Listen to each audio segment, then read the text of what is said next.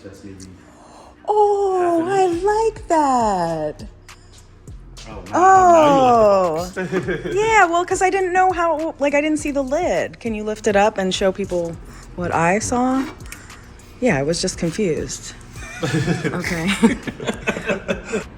Once it's all put together, we just need a way to test it. And I'd like to get it tested and see how everything goes before we go back to Poconos. There's a track local to us that opens up Thursday because it's going to be nice. It's a drag strip. There's no plans on like launching the car or doing anything crazy. We just want to get a stretch of road that we can just get the engine under some load and high RPM and do some mile an hour, so that way we can sort of get test it before we just go out to Pocono and kind of fingers crossed.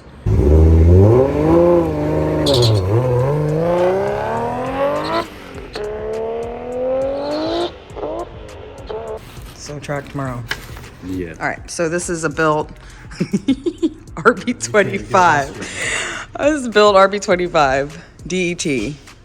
We ran it last year and we're having just a little bit of issue with the old catch can. We have a baffled oil pan. These are billet baffled PRP valve covers, but we had to change the baffling.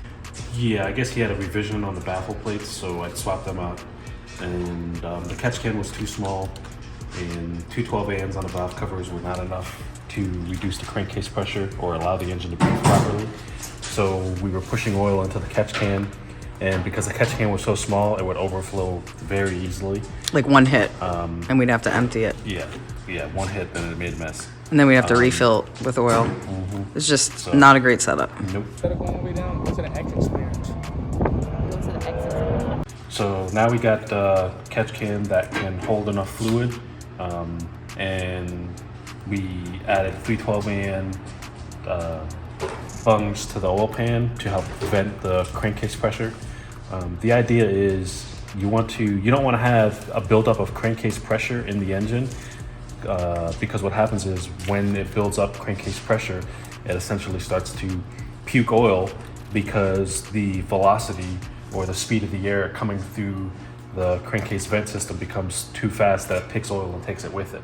So if you vent the block properly and relieve that pressure, because the engine, you're gonna have blow-by on the rings.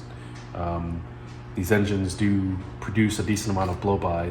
Things move around, the blocks twist and stuff. So if you vent that crankcase pressure properly, then you won't have this issue.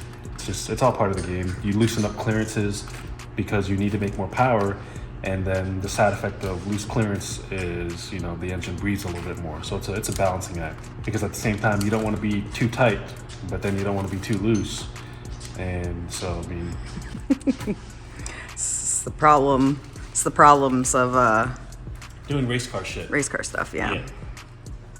But we'll get it figured out. We'll be back and update you and see if this works. We're not doing anything for like speed or anything. We're just gonna literally test just need to get the engine under some load, high RPM, and do like 150 mile an hour, like we're at Poconos, but without being at Poconos and using up a race day. Wow, that really does fit really tight. It is it's rubbing against that. Yeah, once we bolt it down and stuff, it'll be pushed up and then pulled back. So see, now there's room. Okay. Yeah, hopefully this will resolve the breathing issues. Yeah. What'd you do to the oil pan? Anything? Yeah, welded 312 AN bungs on the oil pan.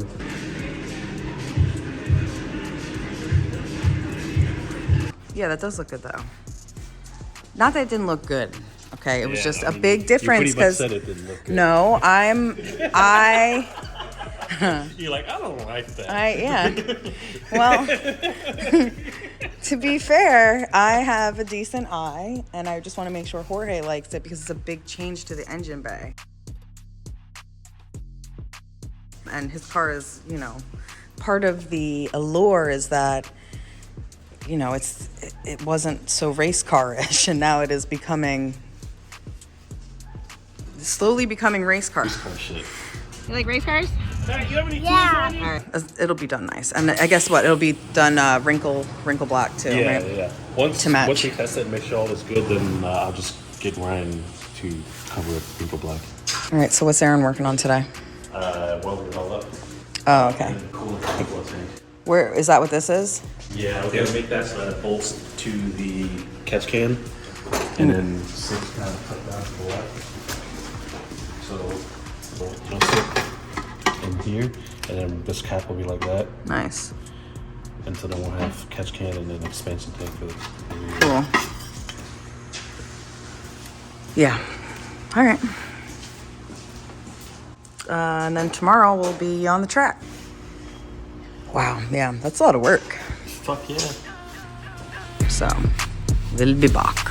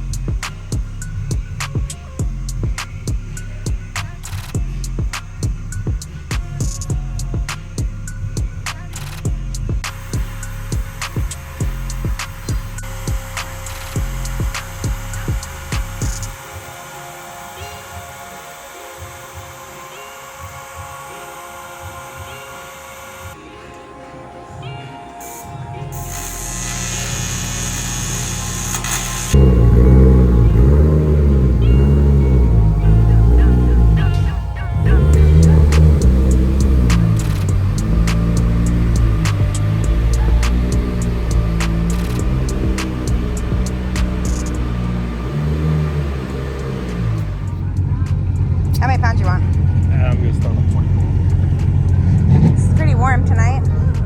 Huh? Pretty warm tonight. Yeah, not bad. But they have that radial prep, so the track should be pretty good. After all these people tear it up. Got all kinds of people out tonight. That one's my favorite.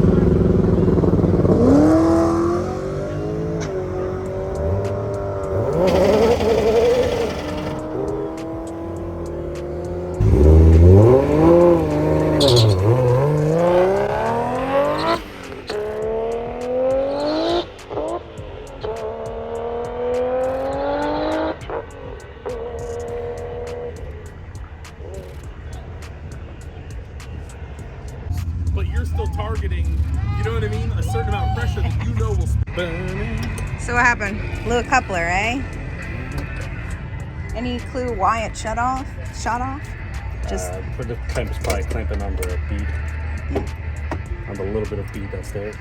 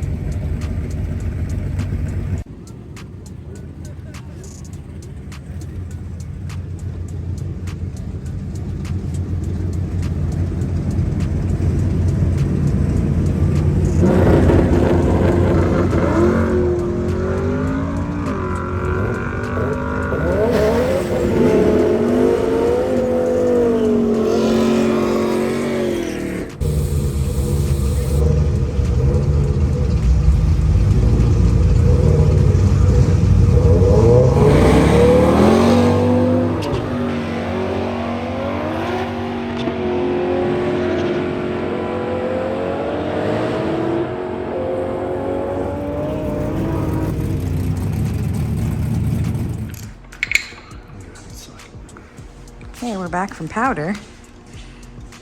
Looking snazzy. Here's the catch can.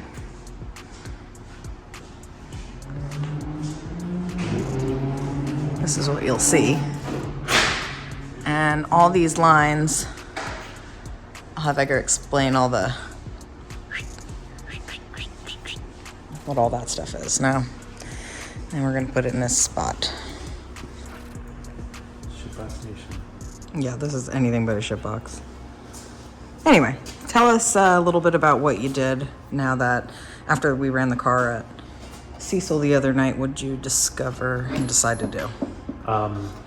So we wanted to make sure that the catch can would contain anything that the engine would spit up, and that worked out very well. So then what I did was I created a drain back system.